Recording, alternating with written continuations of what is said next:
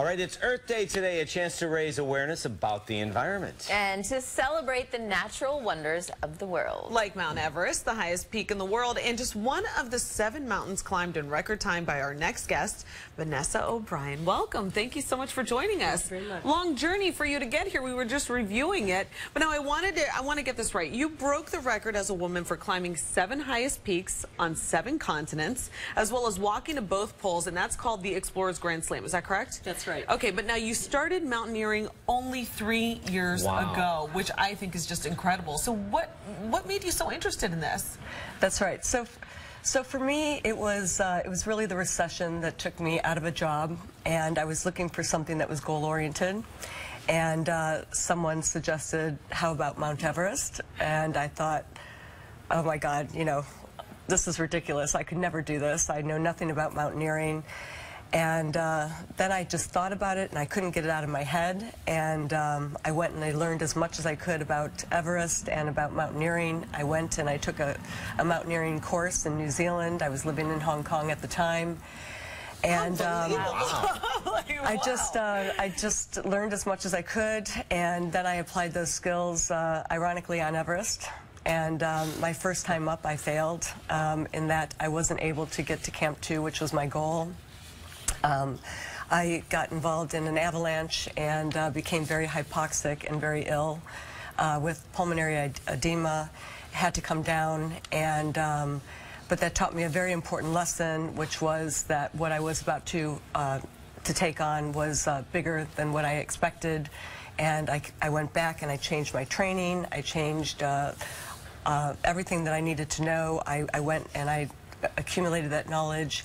And then I just went back and retrained and No, you went back and you set the record, is what you did. That's right. Like, that is so amazing. So what did that feel like for you? Well, it was incredible. When I went back to see what it was like at high altitude. So I went back to, there are 14 8,000-meter peaks in the world. They're all in the Himalayas.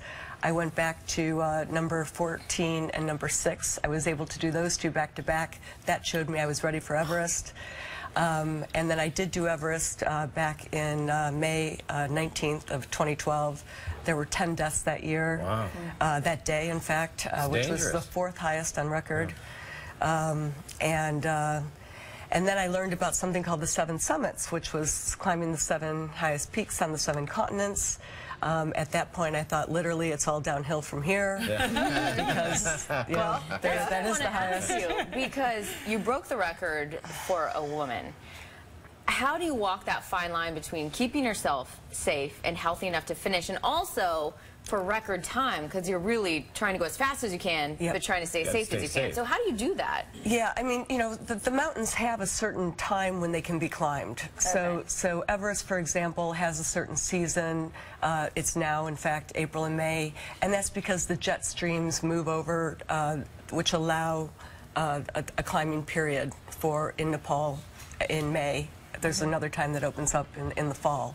So same with Denali, same with certain times of the year when things happen. So as it happened, these things opened up where I was able to go and climb them almost back to back. No, but this is different, though. I mean, you've got 7 peaks, and that's height and that's elevation. What about the North Pole, though? Yeah. How do you train? Do you just call Santa and see? I mean, how do you train to go to the North Pole?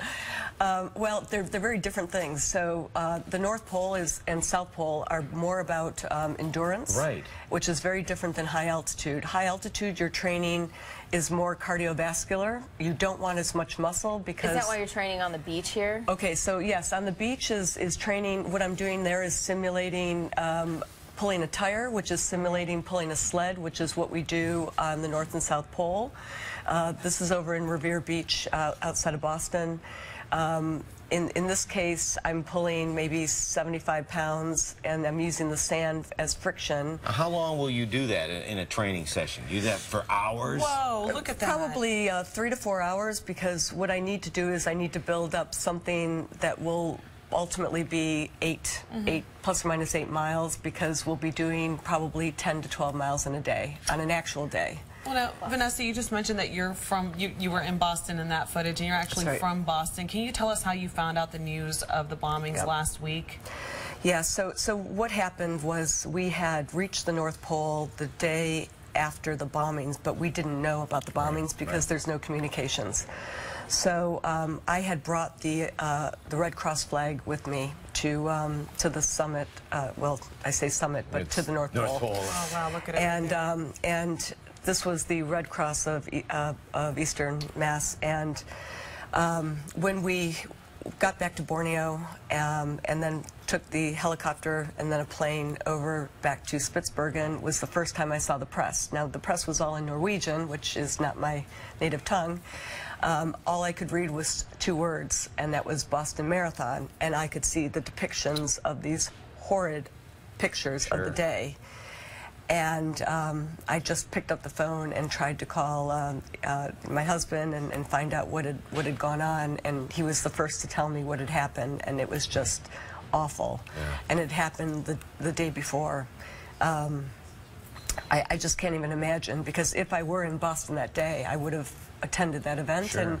And where would I have wanted to be? I would have wanted to be at the finish line. Because that's where you're welcoming people who come through, and I think it's awful, and it was hard to want to celebrate something. The only thing I could think of was to try to turn that flag and that victory of reaching the pole into something that was more unified and more maybe against terrorism and against the bombers, and to say with the rest of Boston and stand up against it and say, you know, we're better than this and we're greater than this, and we'll get through that tragedy. And of course, they put together the One Fund and all of that, which people have been great to rally around. Well, we commend you on your efforts, and we will be watching you as you continue to, I'm sure, climb. So thank you, Vanessa O'Brien, for being here and for this segment and much more. Just visit our website, WLMITV.com/thecouch. And lots more is coming.